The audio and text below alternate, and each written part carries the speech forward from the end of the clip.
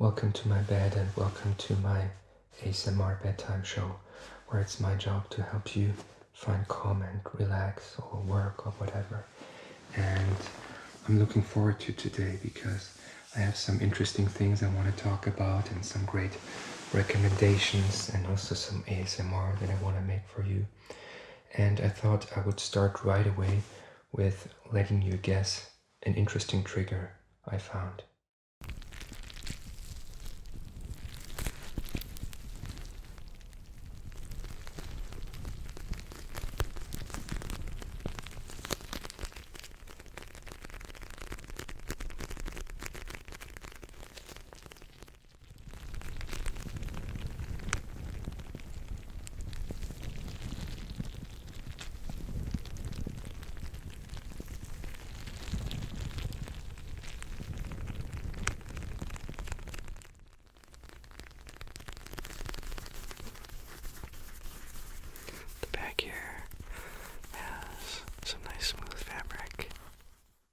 It's actually this strange eye mask with green bubbles in them. I'm not sure what it does exactly, but Marno ASMR had it in his video, and I generally really like his calm trigger compilations, and he's a good, reliable ASMR artist, I think, with a nice voice. Okay, second of all, I wanted to show you a new channel I discovered. It's called Dire Hit ASMR, and it's this guy who makes great role plays, I think. He has this cranial nerve exam, for instance. He has nice props, a good voice. He has a mask in this one, but many other good videos. And he's kind of a hidden gem. He's not that big yet, but I think he's gonna definitely grow. So check him out. Yeah, can I have that? Thank you. Okay, so I see that you are scheduled for a cranial nerve examination. Okay, perfect. And let's just go over a couple little things. Seems like you had an accident, am I correct? Okay, and this happened about how long ago now? Good job. Good job. And let's go ahead and take a look at this side as well. So if you will, please look right about here. Good. Now that your eyes are a little warmed up, I want to do the finger counting with both hands, okay? So, here we go. You ready? All right.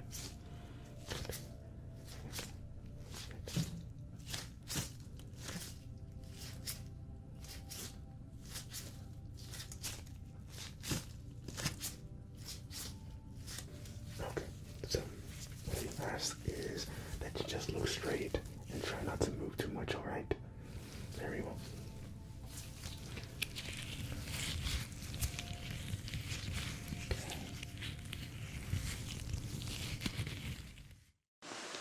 Okay, and I also wanted to show you some unintentional ASMR I enjoyed.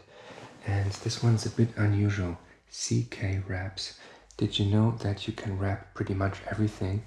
And there's this YouTube channel where this guy raps cars and many other things. But in this video I want to show to you he raps a notebook, which surprisingly makes pretty good sounds. So check it out. Hey everyone, Christian here from CK Raps. Today we're going to be wrapping a laptop. It's just your basic laptop. This is a Lenovo laptop. We're going to be doing the top portion of this laptop in some vivid silver chrome. Make sure we have everything we need. We've got our squeegee and buffer, 30-degree 9mm blade, isopropyl alcohol, and a microfiber cloth. And that's what we're going to use along with our heat gun to get this to be perfect right around the top of the laptop. So instead of soaking the laptop in isopropyl alcohol, we're going to spray it onto the rag first, wipe the surface down, be thorough. It's more for shipping purposes, I believe, than installation. So we're just going to get rid of that right there. I've already cut the piece, as you can see, a little bit larger than the size of the laptop. We got to make sure we have a little bit of room for play and a little bit of room for error. We're going to peel the backing off any way that you find works, but try to keep the backing paper rolling. And as you can see, it's rolling, it's not crumpling up or anything like that. So if it does crinkle, it will crease the chrome, and then it'll be permanently damaged. What we're doing here today is something that can be done by yourself with almost any film. You can sticker bomb it, you can do chrome, whatever kind of floats your boat. But we're definitely bringing some life to Lenovo's design here. Still keeping it minimal, but a little more glamorous with the chrome wrap on it.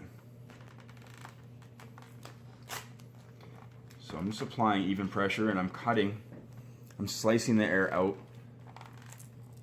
by dragging my squeegee along and not pushing down in this direction. Cut pretty close to the edge, there isn't a lot of stretch.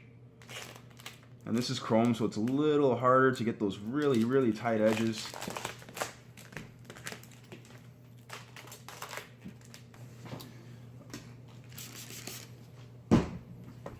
Get those fingerprints off of there. It's just a little isopropyl alcohol that I used on it. That's totally fine. It's totally safe for the wrap, as long as we're not pushing super hard. Cool.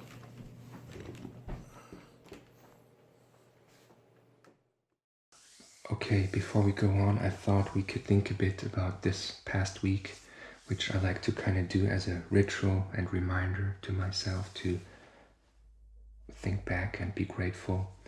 So is there anything that you enjoyed this past week that you can feel grateful for?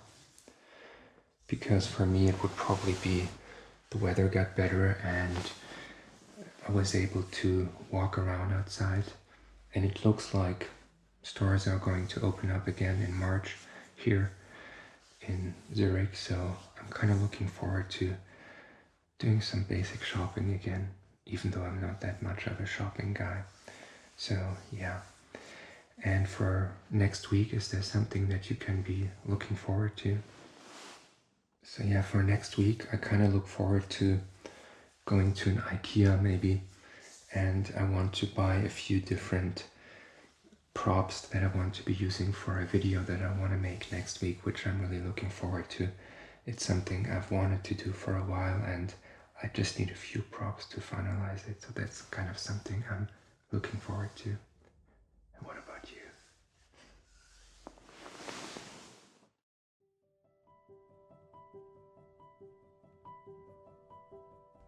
Okay, so before I start talking about what I want to talk about, I usually show some ASMR that I make myself, and this time, instead of making it in my bed, I wanted to show you a preview of a video I made with stuff I purchased for myself. And here is a preview of this video. Okay, this is a big package I ordered from Nature Can, but I'm gonna show you the products one by one. Okay, this is CBD oil, which you've probably heard of, which is the most common way of using CBD, and I use it myself.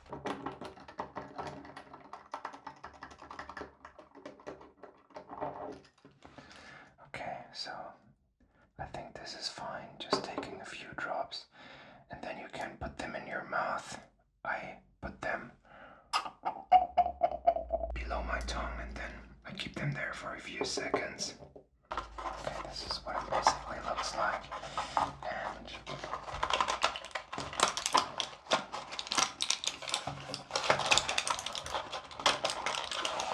okay, this is what one blister looks like. It is 1, 2, 3, 4, 5, 6, 10 pills inside of it. Number 2. Number 3.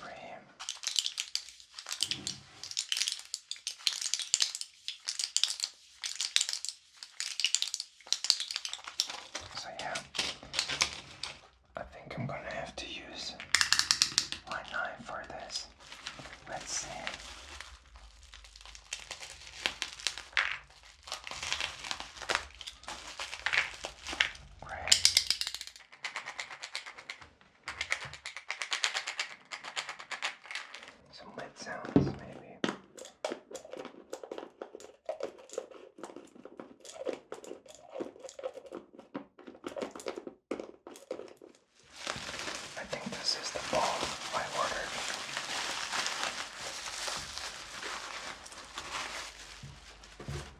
Okay, great.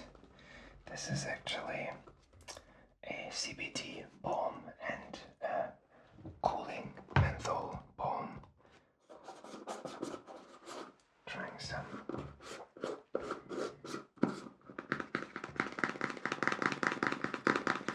This sounds kind of like with an iPhone. Because you know what? Every one of those has 10 milligrams of CBD in them, which means it's quite a bit actually. And here's what they look like. Okay, and what you've seen me unboxing there is CBD actually. And I don't usually really talk about products and brands so much here, but I've really been using CBD for 2 or 3 years now, and it's really been a game changer for me for falling asleep and for anxiety during the day. And I've tested many brands and products myself, but my favorite one is Nature Can. They're actually a company from the UK, but they're in Europe too, in Switzerland, in Japan even, and even in the US. And what's great about them is they're pretty affordable actually. They have great quality. They're 0% THC, so totally legal. But they also have crazy products like gummies, which I love. They have cookies with protein and CBD, which I love. And they have capsules for just falling asleep, but also CBD oil, of course, which is amazing. So I think they're a great company, and I wouldn't recommend them if I wouldn't use them myself. So I actually reached out to them because I think CBD and ASMR works really well together, because we all want to kind of find calm. So they actually agreed to give me a discount code that you can use at naturecan.com for 10% off on all purchases. It's pretty amazing because it's pretty affordable already. So you can get 10% off on all purchases if you use the code CALM10 at checkout. CALM10 at checkout, okay? So you can help out the channel as well a bit, because they're kind of sponsoring the channel. But I really love them, and I wouldn't recommend them if I wouldn't use them myself. Okay, I'm excited that I can finally talk about what I've thought about quite a bit. And that is what I learned from Jerry Seinfeld. And trust me, I think the lesson is pretty good. So, unless you're super young, you probably know Jerry Seinfeld, the comedian, the creator and actor in Seinfeld, the record-breaking sitcom in the 90s, which ran for 9 years and was super popular and made him very rich. And to be honest, I didn't really know that much about Seinfeld. I thought, yeah, it's this guy, he's from New York, he's a Jew, I think, and he kind of likes fast cars because he had this show where he interviewed people in cars, even Obama, I think. I even might have thought that he was a bit arrogant, at least in the show. He's not the most likable character, I find. And in interviews sometimes, like with Zach Galifianakis, he always thought, I don't love him so much, but he was definitely able to laugh about himself. And also, I think Tim Dillon or something say that he's kind of like a psychopath, because he doesn't really understand people, and he comes up with these weird comedy premises, like comedy bits about why do pajamas have pockets? And according to Tim, only psychopaths would come up with this. I don't agree with this, but he definitely seemed to be a bit in his own world to me. And also somebody said that Jerry isn't that talented, and the good thing he did is to surround himself with amazing people like Elaine in Seinfeld, and Kramer, and George. Basically those people, those characters who actually outshine him in many ways, because they're the great actors, the funny ones. In any case, I didn't really know much about Jerry, and I didn't have a lot of sympathy for him, that's it. But then I listened to a podcast of his with Tim Ferriss, and I really changed my mind quite a bit. And I think most celebrities and most famous people it's easy to kind of hate on them, and it's maybe a natural thing. Maybe it's just easy to hate on them. They're in the public eye, and it kind of makes us feel good, and there's a bit of jealousy too. And it's always nice to say they're not that great after all. But I think most celebrities are more multi-dimensional, more multifaceted than we think, and smarter than we think even, actually. And Jerry Seinfeld is no exception. And first of all, what I found quite surprising is that Jerry said how he's basically hypersensitive, how his irritation with the world makes him come up with his comedy, and how he basically feels like all of his senses are just a bit too intense, and how he would actually like them to be a bit less. So, check it out. You mentioned, I guess, irritation as a wellspring of sort of comedic material. Is it irritation or is it sensitivity? I think your five senses have been made a little too good, and it's not quite comfortable. My eyes and my ears and my skin, and I just feel everything just a little more than I think I would even like to. Right. And so that's, yeah, I think that's just kind of a genetic thing, but I don't know another comedian that isn't the same and just has this hair trigger reaction to anything that is irritates them. So yeah, I thought this was quite eye-opening to me personally, and it also gave me a lot of sympathy because I have that too, to a large extent. I also feel like it would be easier if my senses would just be a bit less, if the world outside and relationships and people would just be a bit less loud and overwhelming to my senses. And is this being on the spectrum, autistic, Asperger's? I don't know. But all I can say is I feel similarly. And it's also interesting that Jerry says many comedians are like that too. I think there's definitely something to it that you can. It's a curse, of course, if you're hypersensitive like this, but it can also be a gift if you can channel it into some creative outlet. And I have the feeling that many artists are, in a way, hypersensitive like this. And I think, yeah, definitely there are some comedians who are similar, like Bill Burr. Listening to him talk in his podcasts, it's just so much stuff he's genuinely irritated by. And I really do feel like he struggles with this, like with his wife, with just being annoyed with the world, and it's just being ticked off and being pissed off by the world. This is something I do experience myself as well. This constant irritation, which of course isn't great, and it can lead you to a dark place, but comedians are maybe able to channel it in a funny way. And I think honestly the best thing you can do about it, the best medicine about it, is laughter, is comedy, is absurdism.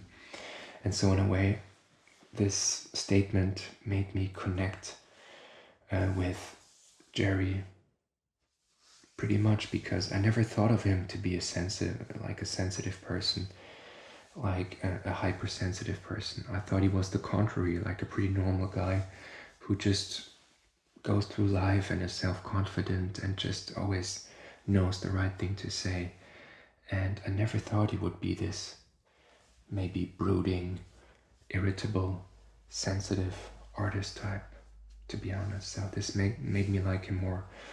But what I found even more interesting is what he said afterwards, namely about confrontation. Because he was asked how he was able to manage Seinfeld for 9 years pretty smoothly without that many problems coming up. And he gave a very interesting answer, I think. To what would you attribute that lack of discord? I don't like discord, and I don't like it, and I am fearless in rooting it out and solving it. And if anyone's having a problem, I'm gonna walk right up to them and go, "Is there a problem? Let's talk about this," because I cannot stand that kind of turmoil.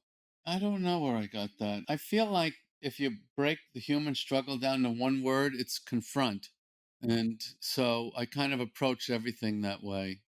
And he also talked about how he's a bit of a searcher himself. I did read some pop psychology books. I was very much a searcher in my younger years. Yoga and Zen and a little Scientology, transcendental meditation, Buddhism.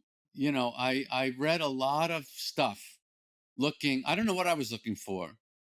I think I was looking for a working philosophy. I think is what I was looking for in life to apply. And I kind of formed my own little, I don't know if religion is the right word, but I've definitely created my own belief or operating system. I think Operating operating system. system would be the best term for what Yeah. I've created because it's very pragmatic. It's not faith based in any way.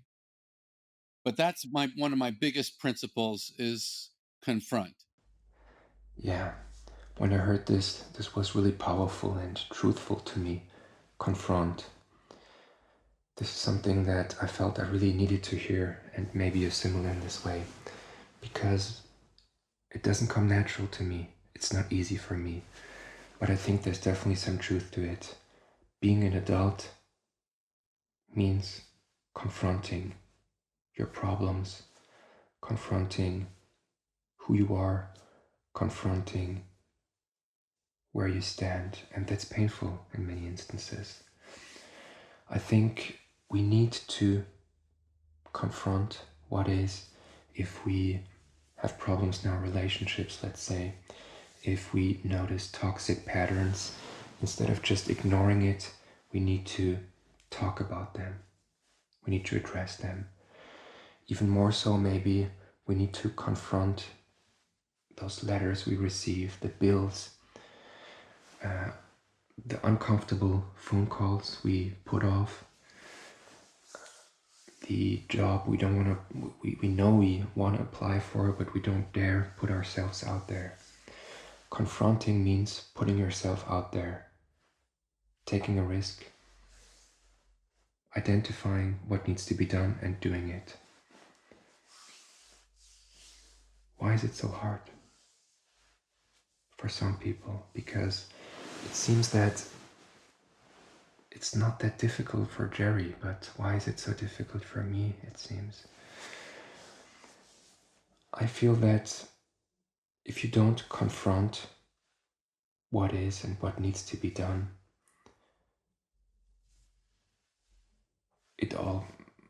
it can definitely go downhill from there. You're gonna get lost in your comfort zone. You want to do less and less things, and you just wait and ignore, and it usually gets worse and worse.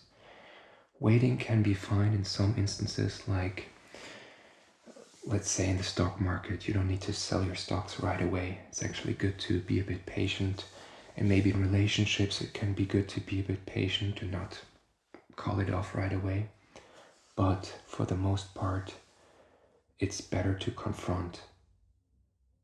It's the right thing to do. And we kind of know instinctively that we're cowards if we're just waiting and ignoring it and putting it back.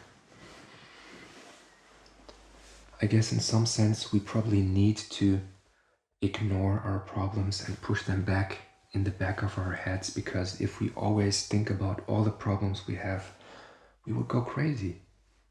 So we have to kind of prioritize, right? And notice this is important, this is important, I want to focus on that, okay? But I think most of us know what's important, right? How do we know it? Because usually what's most important is what's most uncomfortable. I know it sucks. I wish life would be in a way that we can just watch Netflix, eat ice cream, and all our problems would solve themselves and we would be healthy, happy, and wealthy. Unfortunately, it's the contrary, mostly. If we want to get ahead in life, or just be a well-adjusted human being, we need to confront what is. That's just the way it is.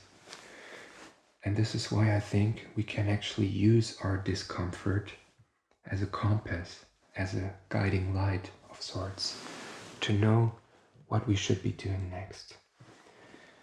Maybe as soon as you feel like, I don't want to do that, I don't want to make that call, I don't want to submit that application, I don't want to talk to my partner about that, this is when you know I'm on the right path. I should continue. This is where the goal is. This is where I'm going to get ahead in life. So do exactly what you're most afraid of. Of course, you shouldn't go out and jump in front of a train or do crazy stuff. All I'm saying is we generally know what's important and we know what we need to confront. So we should make this a priority. We should train this. But as I said already, I'm not good at this. I'm actually pretty bad at confronting myself, confronting others. I'm very bad at confronting others first and foremost because I don't like conflict. I'm harmony oriented and I almost tear up if I'm arguing with somebody, so I don't like it. I also sometimes feel like I don't like to confront my own life in a way. I sometimes put off opening a letter for a week. I sometimes, if it's something that, calling the doctor to make your appointment, I don't like it, I'm scared. I don't like going to the dentist. I don't like these uncomfortable things where, no, there might be something bad coming out of it. I put them off and I don't like myself for it. Because I feel that those tabs are still open in my head. I still think about those problems, like I need to do this, I need to get to the dentist again. And I feel like this anxiety piles up after time, and then you have this constant anxiety hum of things you know you should be doing, but you don't do them because you're too cowardly. And I don't even want to say you're such a coward for not doing the things you know you should be doing. Because I know by first-hand experience that for some people it's harder than for others. There are even names for this, like avoidant attachment style, avoidant personality disorder. Everything is a disorder nowadays. And I think it can probably be traced back to ADHD, Asperger's, social anxiety. All of these things to me are kind of intertwined, they're kind of linked to each other. And probably just different words to describe a similar symptom. I mean, I could obviously do a lot of self-analysis on why I don't like to confront, why I don't like confrontation. I could say it's my hyperactive brain thinking of worst case scenarios all the time. Why? Because I'm afraid of pain and failure, probably. Because I'm a perfectionist. Why am I a perfectionist? Because I'm afraid of pain and I have toxic shame inside of me, so I don't want to be out there and be in a super uncomfortable situation. And I feel guilty all the time almost. I feel like I did something wrong. Even if I go to the dentist and if he says, you should, I don't know, you have a cavity, I'm gonna feel super guilty for it. And I'm gonna feel like a jolt of pain, like, I could have prevented this. I'm at fault. I always look at all the fault with myself. And probably you could add with that the hypersensitivity, just pain is more painful to me, I guess. And so it's a bit of a chicken and egg problem. Does the hypersensitivity come from me being a bit avoidant? I think it's to a large part genetic, as even Jerry Seinfeld says. But it's not only genetic, I think. Maybe I was a bit overprotected as a child, so if you're a parent, don't overprotect your children. It's not helpful at all. It's just harmful. My mom trying to get harm out of my way, but I'm not sure if I was overprotected, because in many ways I had to endure things which nowadays I think were child abuse. I definitely are. But in any case, I don't even like to analyze myself too much here. I want to be optimistic and look into the future, because I think despite having been dealt bad cards and not being a great stoic person who can just call up anybody right away without any problems because you're an extrovert and because you feel like, yeah, I feel comfortable in my skin and I feel comfortable in this world. This is not who I am personally, and maybe you aren't either. But I think we can change. I don't want to just accept myself as being somebody who's unable to confront, who's unable to just call somebody, who's unable to put myself out there, who's unable to have an unpleasant conversation. Sure, I think I'm never gonna love it, but I think this is a muscle that can be trained. And I know this from experience. Sometimes in my life, when I do something really tough, like having a super tough project at work or something where I'm really like totally out there, like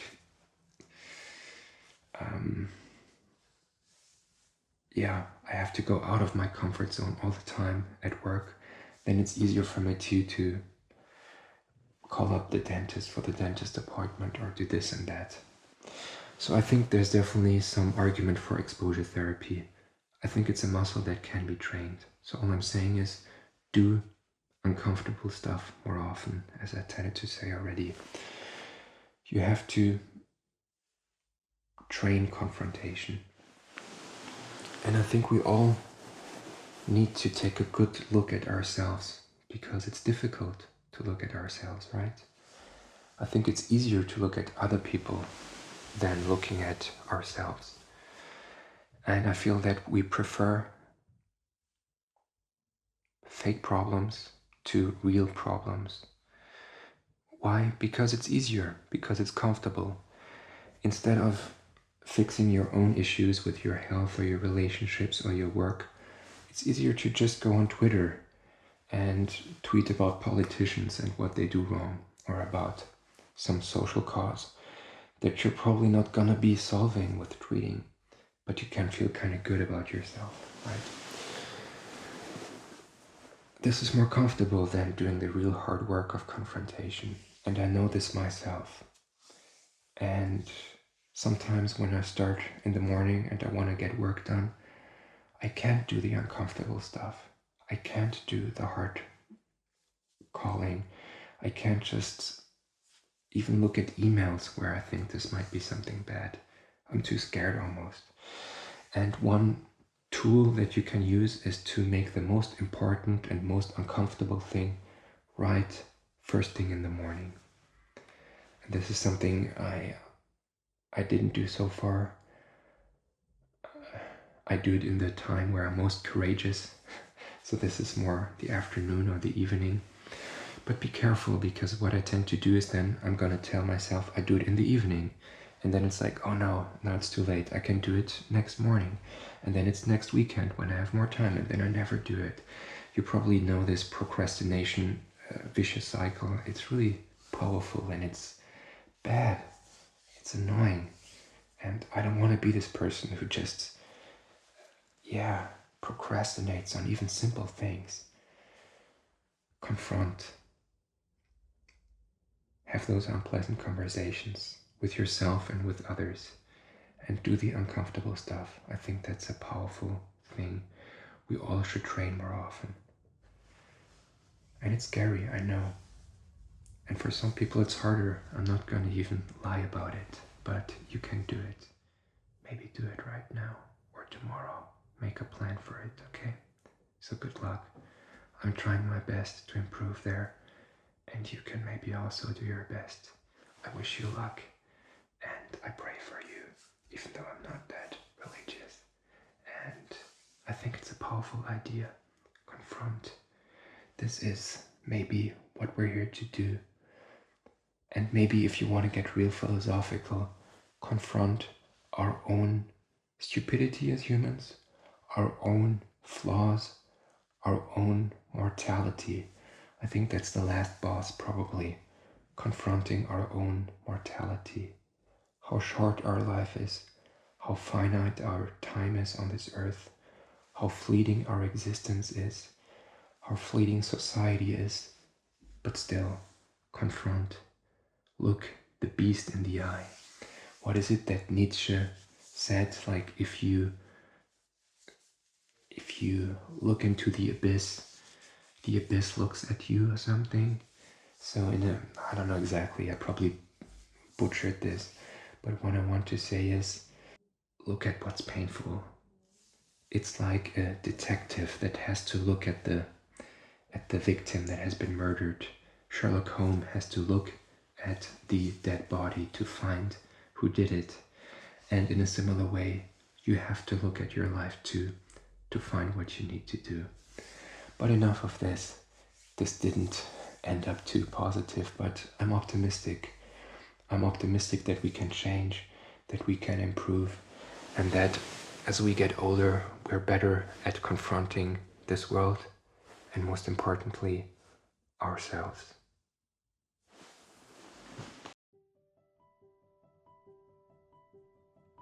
Okay, and to close this ASMR bedtime show off, I thought I would show you some unintentional ASMR that I really enjoyed, because you know I'm a big fan of unintentional ASMR, and I always enjoy collecting it and watching it and showing it to you. One is a Scottish weaver, a traditional Scottish weaver who has a great voice, a nice accent, and I thought it's really interesting. And the second one is some knitting tutorial of the channel Yay for Yarn, with a nice voice too. Then there's a very eloquent Muslim intellectual who has a nice voice and talks about some interesting philosophical stuff from the UK.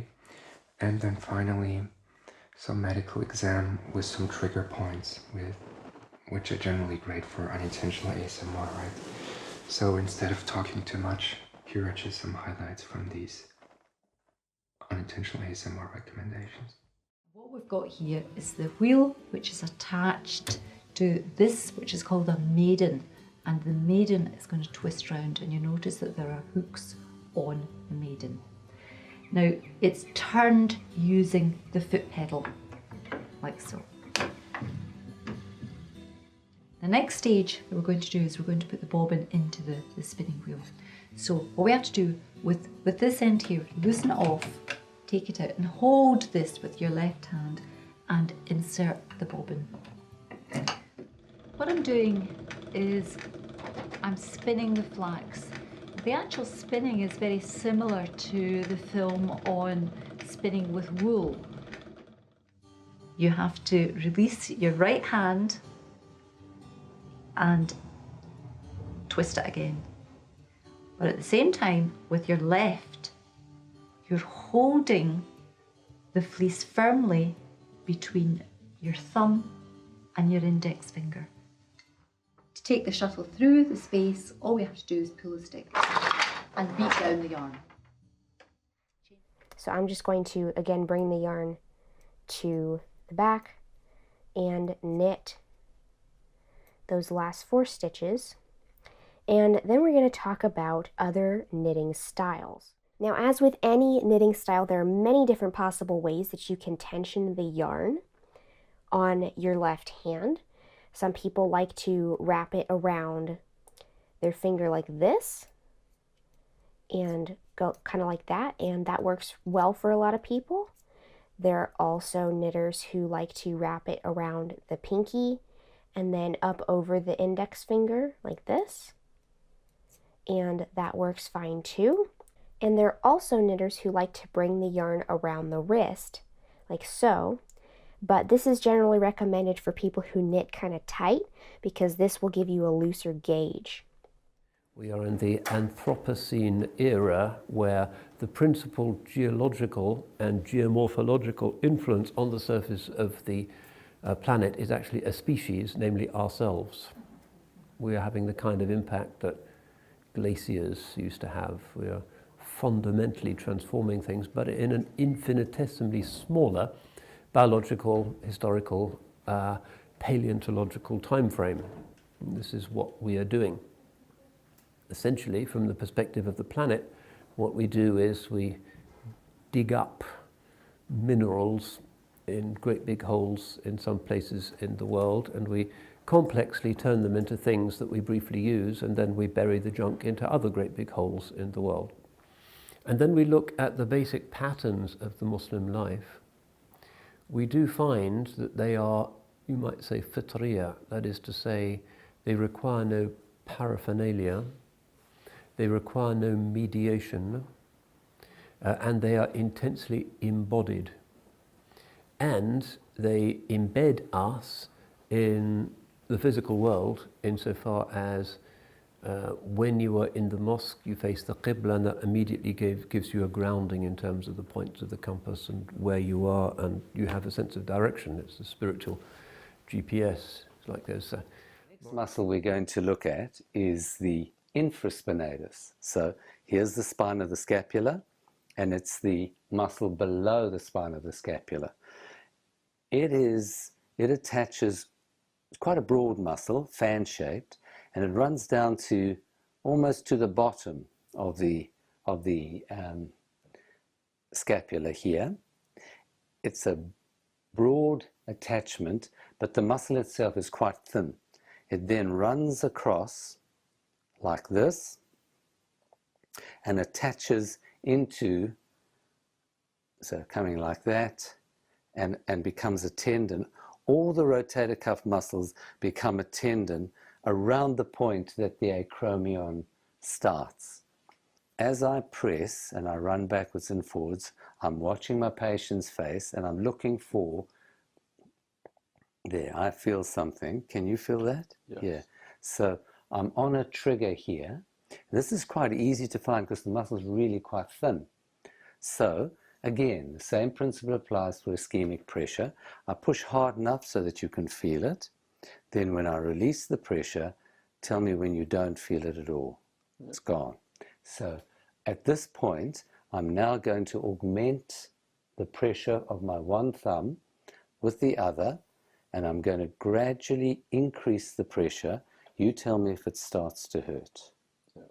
It starts to hurt, so I back off. Now, and if you just relax, is that feeling comfortable? Yeah. Okay, so tell me if it starts to hurt again. Like that. And then you go lower and you run up again into the pain reference zone, starting from the beginning, from the origin, through the triggers, and down into the pain reference zone. All right, that was it. Thank you so much for being here with me. I'd be interested in hearing what you think about the confrontation as a life philosophy. I think, yeah, we need a simple life philosophy. We need to all come up with our own life philosophy, as Jerry Seinfeld said. We can't just rely on religion to give us our philosophy. We can't rely on some gurus because they just live a different life than us. We have to kind of, I think, find our own path in life, our own operating system. I think that's a good word, actually. Find your own operating system and make it simple and pragmatic. And I would say, in general, prioritize confrontation and doing uncomfortable stuff and putting yourself out there, because your life is short, and if you just procrastinate and retract into your shell, like I tend to do, you're gonna not only miss out on life, but you're gonna have a lot of problems in your relationships, in your health, in your work, and all of these things. I know for some of us it's harder, it's way harder, but we can do it. We can try it. We should try it. And if you're highly sensitive too, I hope you can find some nice outlet for all this energy inside of you, which you probably have this irritated energy, but also this beautiful energy of art. And maybe it's music, maybe it's paintings, maybe it's just building something, maybe it's just listening to music, maybe it's just film, maybe it's acting, maybe it's all of these. I hope you can find something that you can do regardless of commercial success, let's just say. So again, thank you so much for being here. I had a great time, and you can write me a message or send a comment if there's anything you want to say. If you want to support the podcast a bit again and you're interested in testing CBD, you can go to naturecan.com and use the code CALM10, and it's also linked in the description. And that's basically it. Thank you so much for being here, and talk to you next time.